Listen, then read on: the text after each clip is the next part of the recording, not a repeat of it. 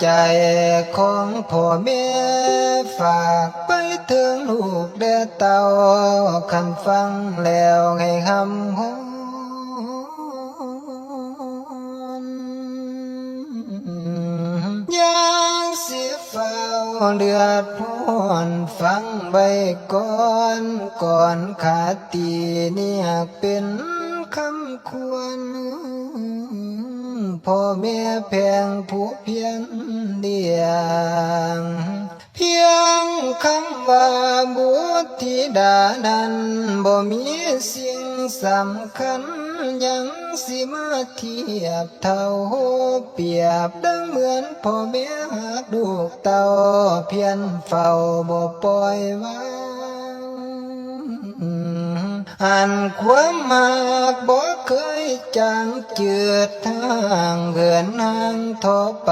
เข้มความมาก1,000%เต็มพ่อแม่ตายต่างใด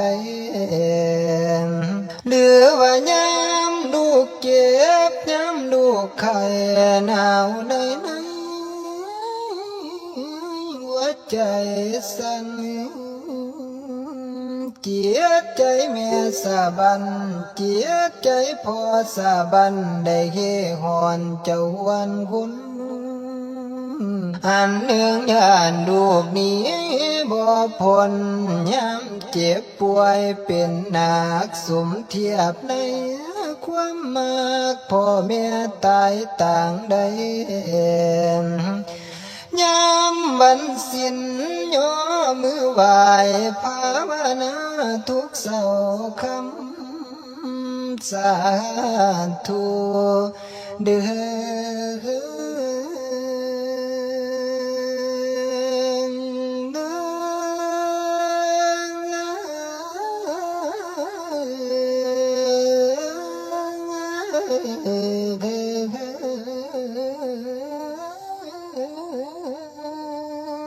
สิ้นแด่ทำให้สวยอยู่สู้คำให้อยู่ยื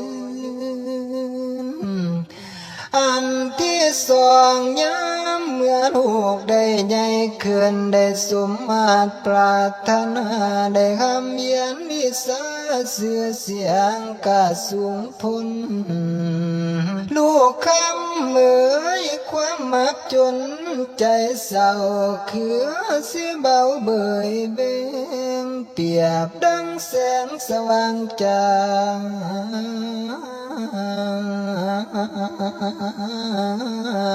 ได้เพียงพ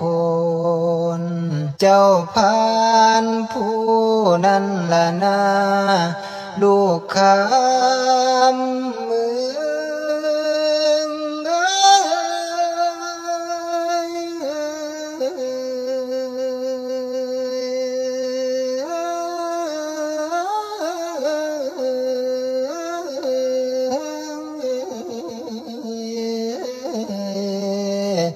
โน